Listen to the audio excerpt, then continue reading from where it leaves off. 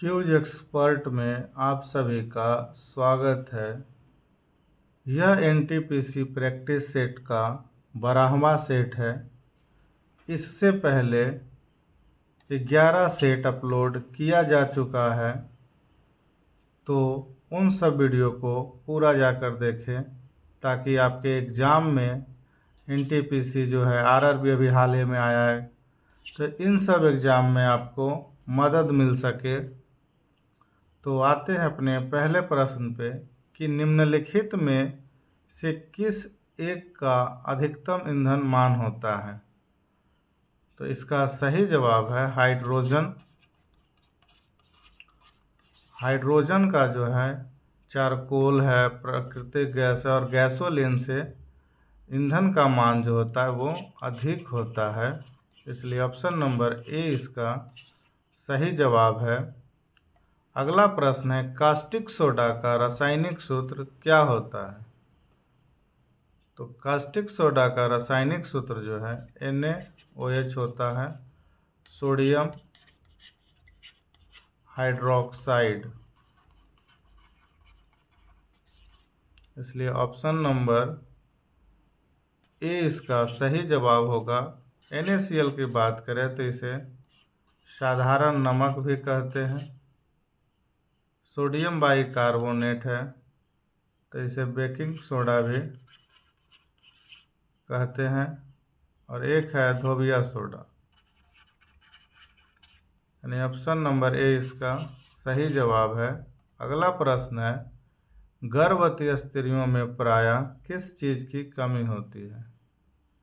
तो गर्भवती महिला में ज़्यादा करके आयरन और सोडियम की कमी होती है, इसलिए ऑप्शन नंबर सी इसका सही जवाब है। प्रश्न है हृदय की एक धड़कन में लगभग कितना समय होता है। तो इसका सही जवाब है 0.8 सेकेंड, यानी ऑप्शन नंबर बी इसका सही जवाब है। अगला प्रश्न है निम्नलिखित में से कौन सा तत्व रेडियो एक्टिव तत्व नहीं है। तो ये जो है जर्कोनियम जर्कोनियम जो है रेडियो एक्टिव तत्व नहीं है, यानी ऑप्शन नंबर डी इसका सही जवाब है। अगला प्रश्न है हरे फलों को कृत्रिम रूप से पकाने के लिए प्रयुक्त किया जाता है। तो एसिटिलीन गैस का प्रयोग किया जाता है। एसिटिलीन गैस का इसका सूत्र होता है C2H2, इथेन का होता है C2H4 C2H6 2 दूना 4 2 6 होता है, और मीथेन का होता है CH4। मीथेन गैस से क्वेश्चन ये भी पूछता है कि किस गैस को मार्स गैस कहते हैं। तो ये है मीथेन को ही कहते हैं। एसिटिलीन का आयुपैक नेम की बात करें तो इसका आयुपैक नेम जो होता है इथाइन होता है। ये आइन शब्द का है, आइन। अगला प्रश्न है कि किसी तत्व के परमाणु के बाह्य कक्षा में कितने इलेक्ट्रॉन होने से वह परमाणु अक्रिय हो जाता है। तो इसका सही जवाब है 8। 8 हो जाने से क्या हो जाता है, इसका अष्टक पूरा हो जाता है। बाय द वे 2 हो गया, 2 8 हो गया। ये 8 होने से इसका क्या होता है, अष्टक जो होता है ये पूरा हो जाता है, इसलिए इसका सही जवाब जो है बी है। अगला प्रश्न है धुआं उदाहरण है। धुआं जो उदाहरण है ये है ठोस और गैस का, ये विलयन है।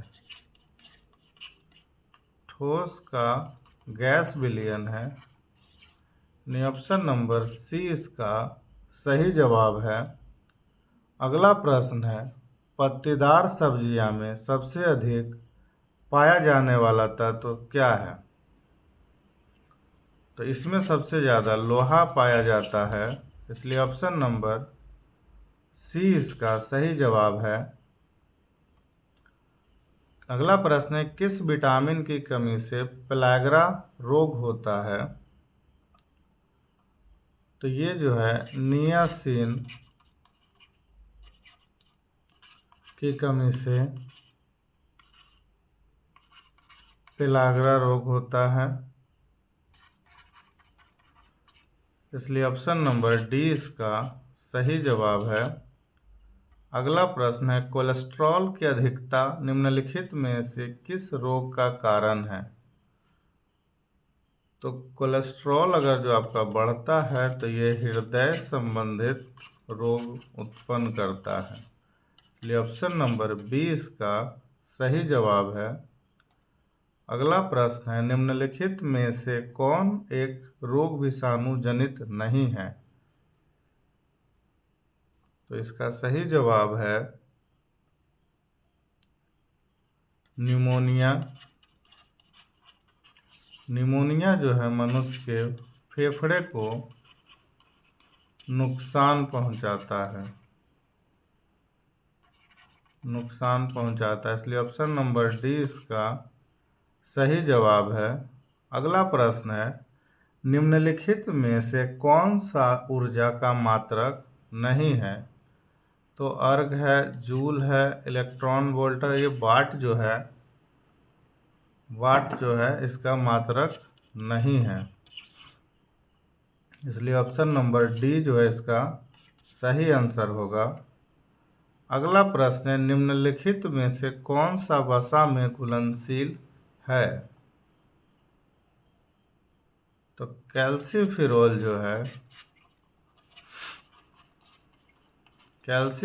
जो है ये वसा में घुलनशील है, इसलिए ऑप्शन नंबर डी इसका सही जवाब होगा।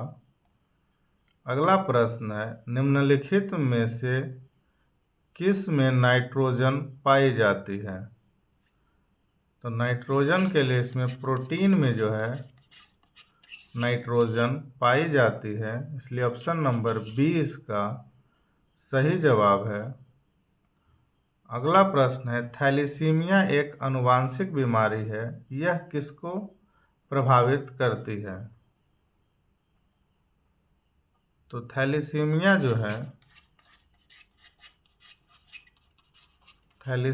जो है रुधिर को प्रभावित करती है, इसलिए ए इसका सही जवाब होगा। अगला प्रश्न है, बेवकूफ़ों का सोना किसे कहा जाता है? तो ये पायराइट्स को कहा जाता है। पायराइट्स को बेवकूफ़ों का सोना कहा जाता है, इसलिए ऑप्शन नंबर ए इसका सही जवाब होगा। अगला प्रश्न है, नाभिकीय रिएक्टरों में न्यूट्रॉन नियंत्रक के रूप में क्या प्रयोग किया जाता है? तो इसमें जो है कैडमियम या बोरोन का उपयोग किया जाता है, इसलिए ऑप्शन नंबर सी इसका सही जवाब है। अगला प्रश्न है, आतिशबाजी में हरा रंग किसकी उपस्थिति के कारण होता है? तो इसका सही जवाब है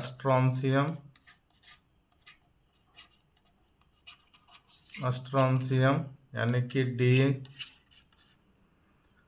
अगला प्रश्न है, सबसे भारी धातु है? तो सबसे भारी धातु जो है ओस्मियम है, इसलिए ऑप्शन नंबर बी इसका सही जवाब है। अगला प्रश्न है, व्हेल के हृदय में कितने चैम्बर होते हैं? तो व्हेल के हृदय में कुल 4 चैम्बर होते हैं, इसलिए ऑप्शन नंबर बी इसका सही जवाब होगा। अगला प्रश्न है, जेरेंटोलॉजी निम्नलिखित में से किसके अध्ययन से संबंधित है? तो जेरेंटोलॉजी जो है